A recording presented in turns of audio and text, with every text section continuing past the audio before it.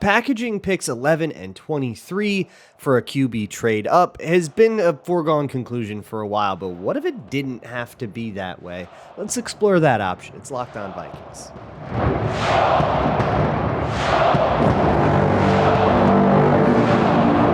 You are Locked On Vikings, your daily Minnesota Vikings podcast, part of the Locked On Podcast Network, your team every day.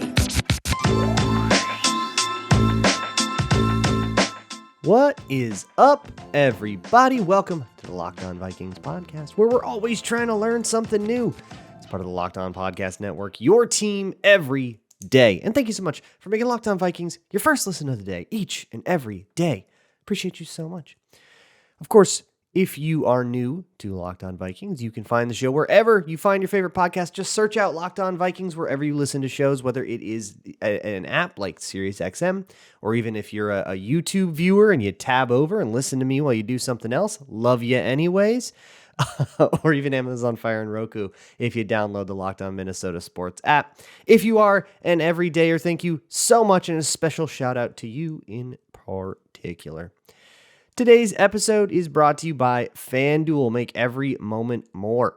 New customers get $150 in bonus bets guaranteed. It's $150 win or lose. Visit FanDuel.com/lockedon to get started.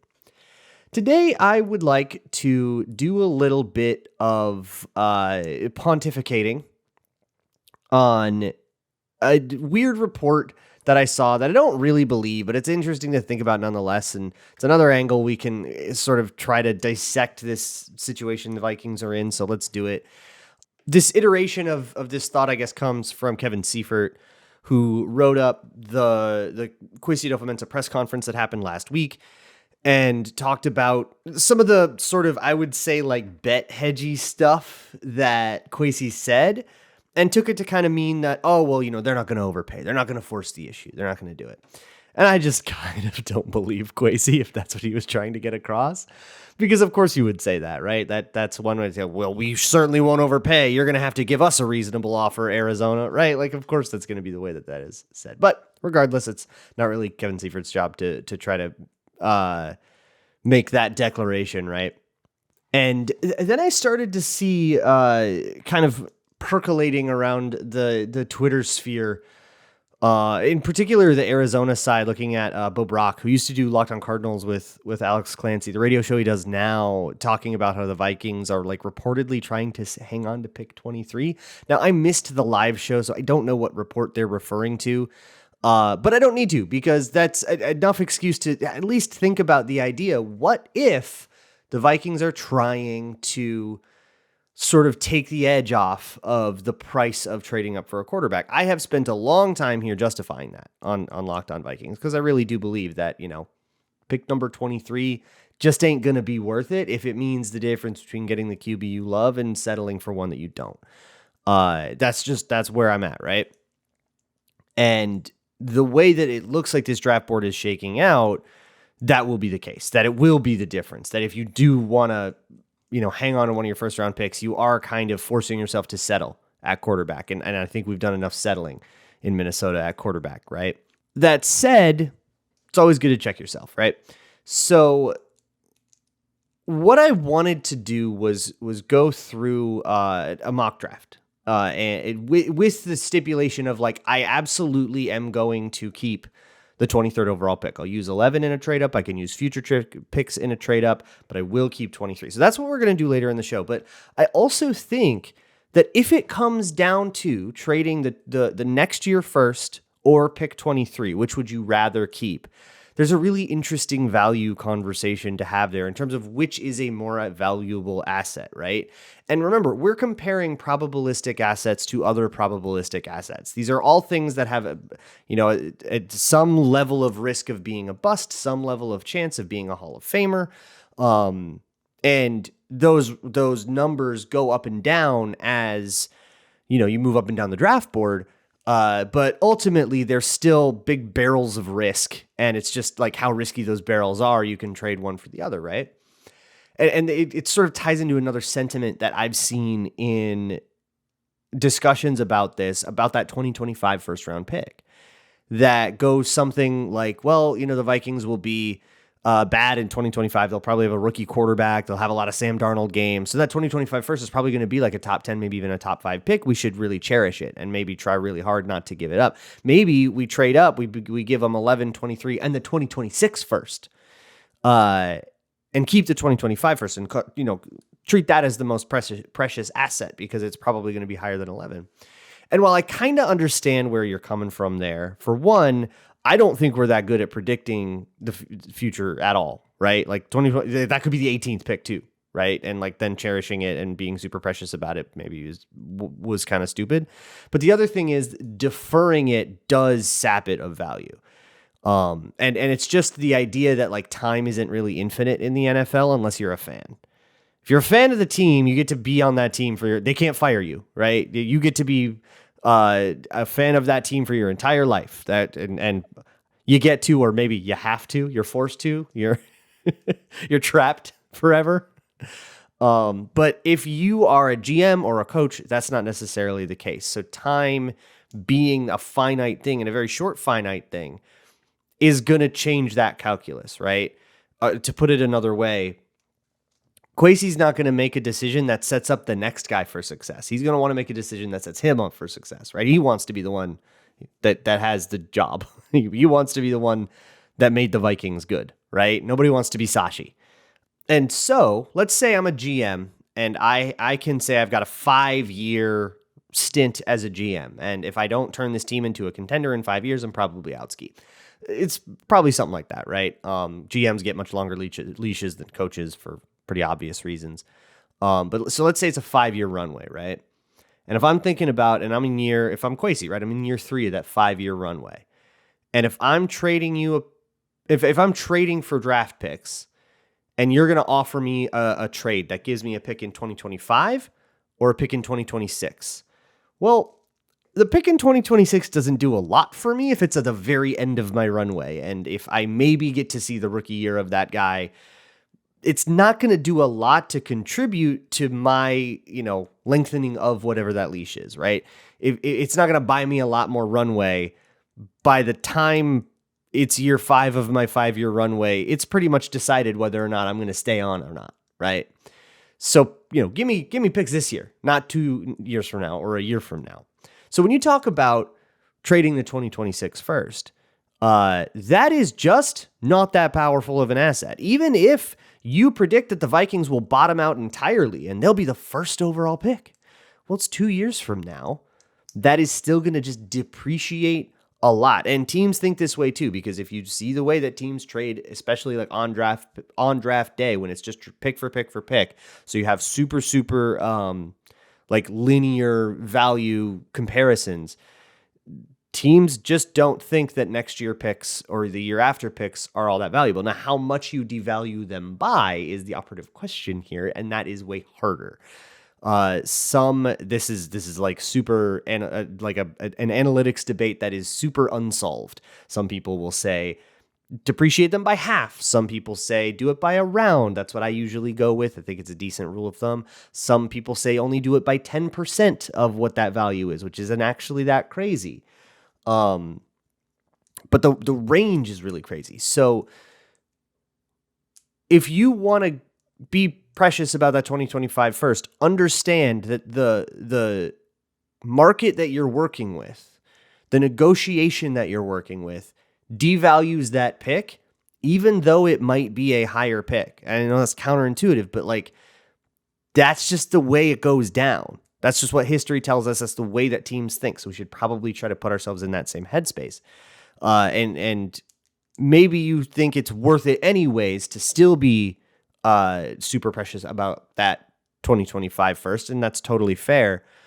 But let's try to get out of that headspace and get into a team's headspace and say that 2025 first not necessarily is valuable, and therefore we're a little bit more willing to part with it than we are with pick 23. So let's say we are faced with that choice of pick 23 or the 2025 first, and let's choose to keep pick 23 so that we can still get some help on defense.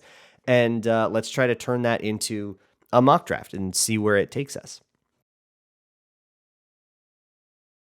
Today's episode of Locked On Vikings is brought to you by eBay Motors. eBay Motors has everything you need to maintain your car and level it up to peak performance, no matter what you use your car for, whether it's the thing that gets you to work every day, whether it's the thing that you do your work with, whether it is just an extension of your own style.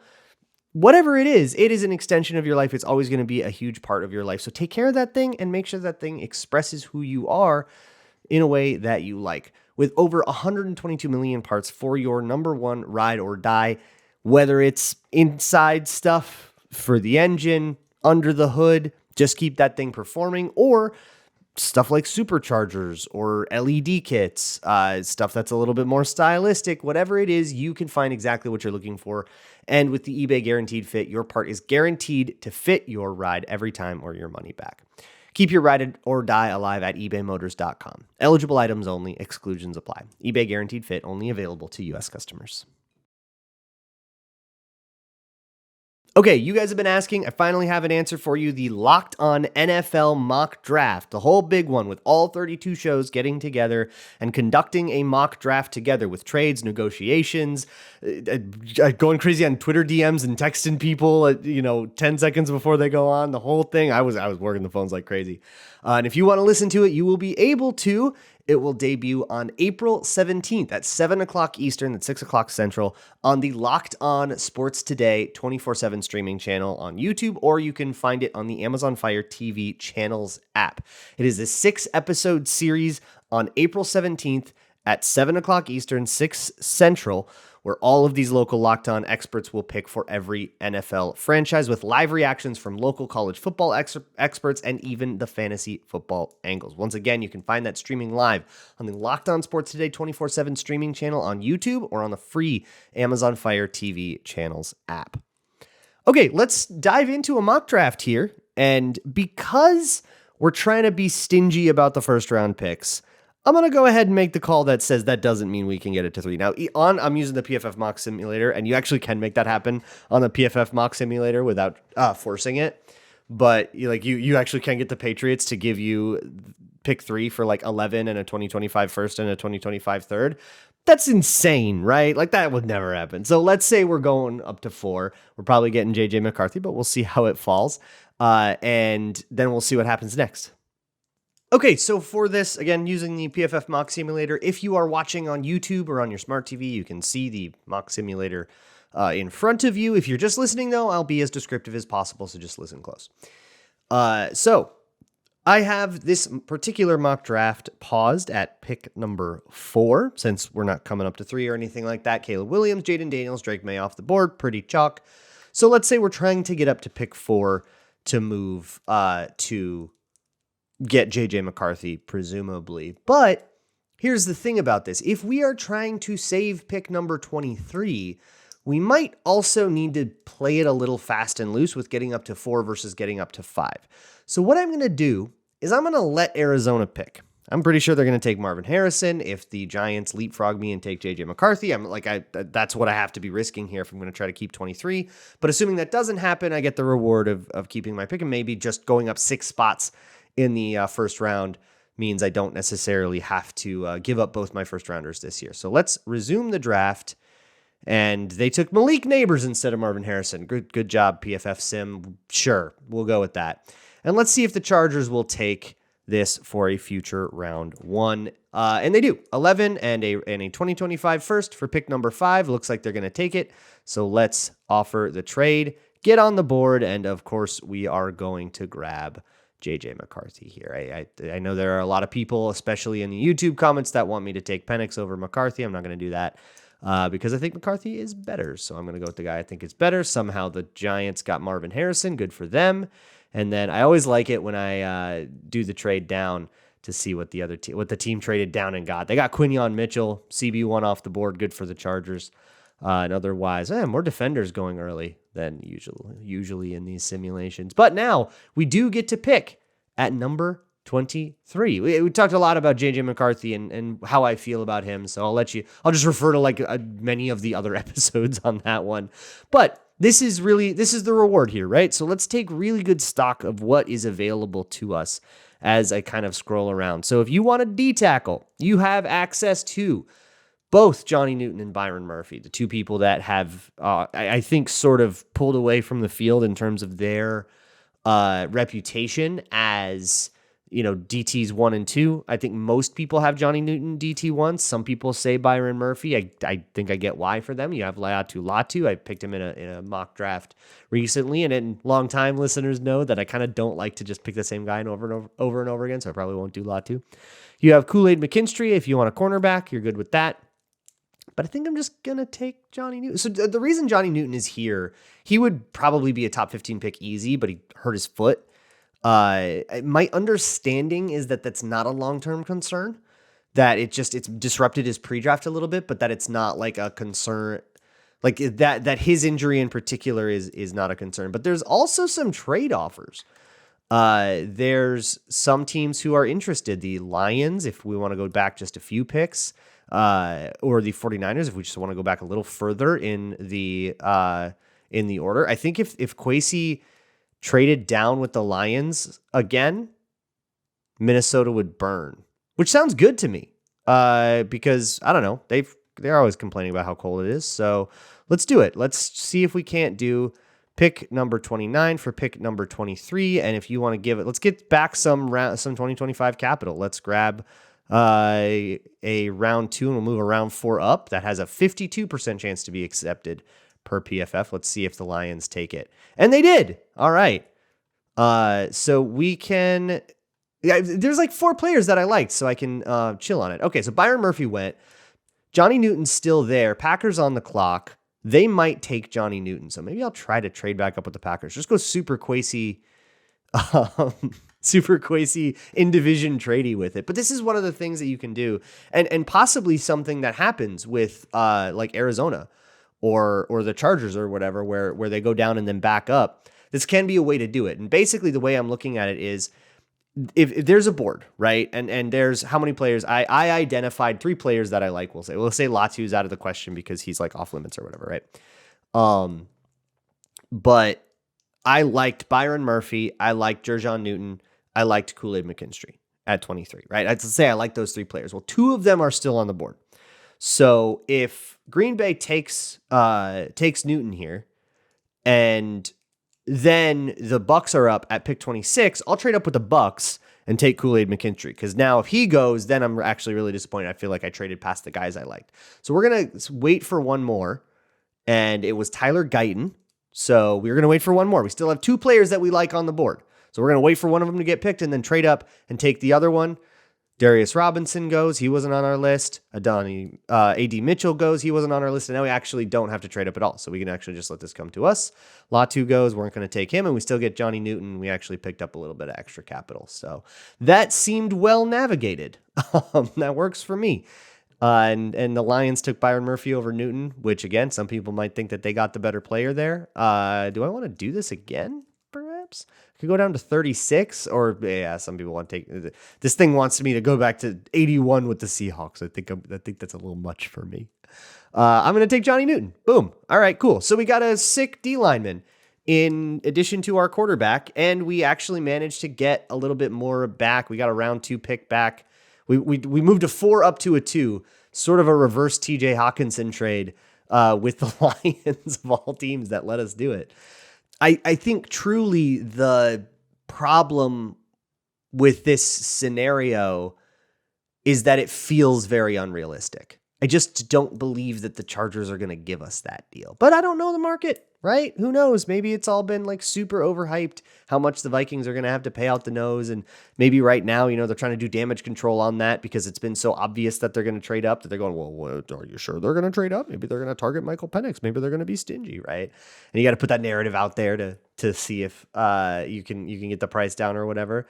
But maybe that's real. Maybe it is. And that's where we are. But I'm going to let this thing sim out to pick 108, which is coming up, and then we'll continue with this mock draft. We'll take it all the way to round 7. Today's episode of Locked On Vikings is brought to you by the smash hit mobile game Monopoly Go. It is the classic American Monopoly that you know and love, but with like way more going on as a mobile game. Not only is there the same lovely competitive element that we all grew to love, hate about Monopoly, to hate to love to hate about Monopoly, but there's also tons of new twists. There's bank heists, leaderboards, all kinds of different ways to make money and either work with or screw over your friends, just like God intended. So get out there and give her a spin. You can download Monopoly Go free on the App Store or Google Play. Today's episode is also brought to you by FanDuel. It's America's #1 sportsbook. FanDuel is a great place to go to gamble on things like the NBA playoffs. Anybody? Wolves Suns? Do you think it's going to be, one of those weird 7-game disaster things and we'll be throwing it on the pile of Minnesota sports heartbreaks? Or maybe the Timberwolves can finally break the state's curse? Whatever you think is going to happen, why don't you wager $1 on it over at FanDuel, and new customers get $150 in bonus bets guaranteed. It's $150 win or lose that you can use to bet on anything from how many games the series goes to individual game 3-point shots, or of course all over other sports, hockey, baseball, and even the NFL draft or whatever else you can find there. Just go to FanDuel.com/locked-on and you can make your first bet an automatic win. FanDuel, America's #1 sportsbook.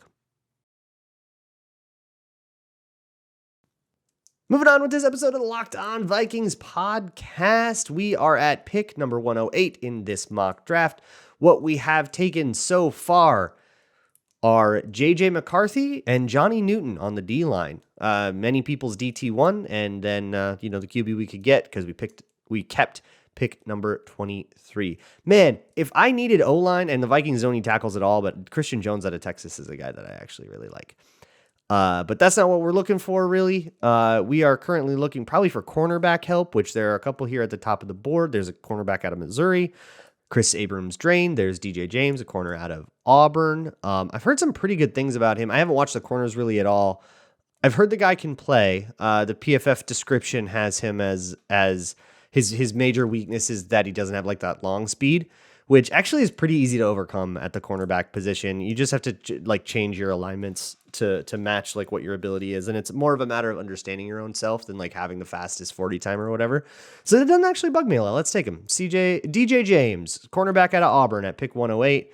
And we are going to be up again later in the 4th round. I'm willing to maybe make some trades, but ultimately I do want to make sure I get this thing done before the podcast goes long. What is this? The Minnesota football party? Come on now. We're on a timeline. It looks like the Packers got Cooper Beebe. Everybody's going to be really mad about that. Christian Jones still on the board. He's fallen farther than he should. I could double the QB thing. I could take Jordan Travis out of Florida State and just to have kind of do the RG3 Kirk Cousins move, right? Let's really get this. But so I've heard a lot about that, and something that always like sticks out is that Washington at that time was very much in need of both a starter and a backup quarterback. So yeah, they took quarterback, but they needed 2 QBs in that draft. The Vikings don't need that. They've got now JJ McCarthy and Sam Darnold. One's the starter, one's the backup. They'll compete to find out who is who, but you got both those guys in the building. You don't need to add another one now. That room will be complete once you add one guy. There's a ton of D-line here, which actually makes me think maybe it was wiser to prioritize cornerback up top because the 4th round D-line is crazy. We've got a couple of all of the LSU guys. Mekhi Wingo, I've taken him a whole bunch. I'm going to avoid him specifically because we should talk about other players a little bit. But there's also Mason Smith, who's pretty good. There's this Kalen King, Penn State guy, who's falling pretty hard on boards right now because of, I think, there's an Ohio State game where Marvin Harrison got him, and then I think there's also some like draft process stuff that didn't go so well for him. There's this Colorado State edge that's a little bit more of a Muhammad Kamara, who's of course Colorado State's never going to get the most attention, but that dude can kind of play. So actually, let's take him. Colorado State, Muhammad Kamara, and that's our 4th round. So now we got a couple of 5th round picks. I know there were also some trades available there in the 4th that I didn't really want to bother with. But, it is what it is. Probably looking for some like offensive depth help now at this point. At this point, you're getting guys you just hope make the team, right? By the time you're in the 5th round, you're not going to be like, let's get a better running back. Like, you're not going to get that. But we do have a couple of Michigan offensive linemen if you want some guys who can run block but can't pass block. If you want to waste a pick, you can use it on Joe Milton. I don't love where we're at with Dylan Johnson with the Washington running back. He's pretty interesting. Let's see where we are at entirely on like interior offensive lineman, because I could use another competition point. There's this Penn State center, Hunter Norzad, who, if I remember, I liked a lot of the things that he did when I was watching like other Big Ten D linemen go up against him. So I'm going to take him, and taking a center is interesting, right? Because I got Garrett Bradbury. He's still got 2 years left on his deal. But a little bit of competition, or maybe just a succession plan, as maybe you can, save a little money, cut him later. There's also a couple of trade offers that can get us to go down if we want to like split this up and make a whole bunch more day 3 picks. Would be a fairly Kwesi move, but I'm gonna bag it, and I'm gonna take the Penn State center. And then we're gonna be up in 10 more picks right away. So we'll be able to maybe double dip on interior line here in the middle of the 5th round, or we can just sort of go like snag whatever running back, or maybe even snag somebody like Jaheim Bell, the tight end out of Florida State, and kind of call him our perhaps our sort of pseudo Johnny Munt competition / let's see if we can make that room respectable while TJ Hawkinson is out. It sort of feels we need to throw a 5th round pick at that, but I also think that just the value of having like Johnny Munt competition, regardless of the health status of TJ Hawkinson, just having competition at those sort of roster bubble spots, like where Johnny Munt is, where Nick Muse is, adding more competition to that is always nice. You don't really want to anoint guys like that with jobs just because you didn't bother to get anybody else, right? So let's take Jaheim Bell, tight end out of Florida State. I want to say I might have taken him in a mock draft before, but regardless, it's all right. Ladarius Henderson goes to the Chiefs. They lit a pick on fire. San Francisco drafted a terrible quarterback to back up Brock Purdy, a tradition old as time. No more volunteers. All right, none. I would love to get another cornerback here. We could get the other Auburn cornerback, Nehemiah Pritchett, my bad, who. That would be very funny to do like a full-on Rick Spielman move and get like teammates, or I guess that was maybe a Leslie Frazier thing. There's Joan Briggs out of Cincinnati. I actually really like Joan Briggs out of Cincinnati. We've already double dipped on D-line. I think that would probably be one too many, although I'm like kind of tempted. I do like him a lot. Let's do, or we could get the Maryland cornerback Tarheeb Still. I don't know. You let me know what you think I should do here. Kamani Vidal is a halfback out of Troy that the Minnesota Football Party guys told me to like. So I am going to take him blindly without knowing anything more about him. Let's go. We're kind of in the same day 3 situation. I'll complete this mock for completionism's sake, but we really understand the idea is like, okay, if we can make this work, if we can force the Cardinals or the Chargers to behave like the PFF sim has behaved here, adding, the scenario of getting JJ McCarthy is just going to be strictly worse than the scenario of getting JJ McCarthy plus Jerjon Newton, right? Like, or Kool-Aid McKinstry, or whichever guy you wanted to take there at 23/29, maybe. Like, it's just better, right? So of course you want to try to do that. The problem is the realism and the risk we had to take up top, remember, where we could have been leapfrogged by like Denver if we let Arizona sit there and call other people or stick and pick or do whatever they're going to do. We did have to make that risk. We got away with it in this particular simulation, but that won't always happen. So how many scenarios are going to happen there, and having kind of a beat on what they want to do, what the New York Giants want to do, and all that stuff is kind of the name of the game. I love adding another random wideout to the depth here. So let's grab this Ole Miss guy, Sakari Franklin. I don't know anything about him, but I like a little bit of competition. And then I think we are done here in round 7. We're at pick 232. Looking at other guys, I'm going to grab a South Carolina cornerback, Marcellus Dial. That will finish out this simulation. So we'll let this thing run out and then we'll go take stock of what we got. Taking stock of this whole thing, we were able to still go really heavy defense, hopefully help and add a whole bunch of depth to that defense and get JJ McCarthy. And it feels so much better, doesn't it? I still am like really uncomfortable with the risk we took. It still feels very unrealistic, but it does sort of take the sting out of not getting someone like Drake May if you're really, or Jaden Daniels or whoever you're really, really into, whoever you think should go third, to get McCarthy, who I still like very much. And getting like what a lot of people regard as a blue chip defender who's only falling because of an injury that probably shouldn't make him fall as far as he is in a lot of these simulations. And being able to sort of feel like it's a normal draft, and also trading down here with the Lions to recuperate a little bit of that value is very cool as well. Ultimately, this is a scenario that is potentially worth exploring, and maybe the best value of keeping that 23rd pick is being able to parlay it into multiple starters now, right? Being able to trade that pick down and either take the edge off of losing your first round pick in 2025 and make it so that the impact of having to go up and get your quarterback and all that stuff is just like super minimized, or being able to maybe change it into getting like mid-round picks, top 100 picks, top 125 picks this year, and being able to like get more players that you can expect to contribute now. But again, that you can only expect it. You can't guarantee it, and there's always that world where guys bust out. And you have to be reverent of that in these situations. But you got to take a risk. And it's something that the mock draft format, as I'm like looking at it, didn't really display very well, because I got away with my risk and didn't get punished for it. But what if I did, right? Like the simulator didn't punish me, but the Broncos might.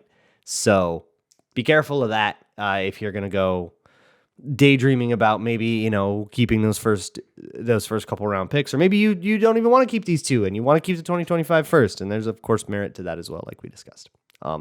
Hey, tomorrow's Twitter Tuesday. So get me your questions. You can send them to me at lockedonvikingspodcast@gmail.com, or you can fill out the Google form in the show notes. And then I also will put out a call on Twitter at some time today on Monday. I will see you all tomorrow. And as always, Skull.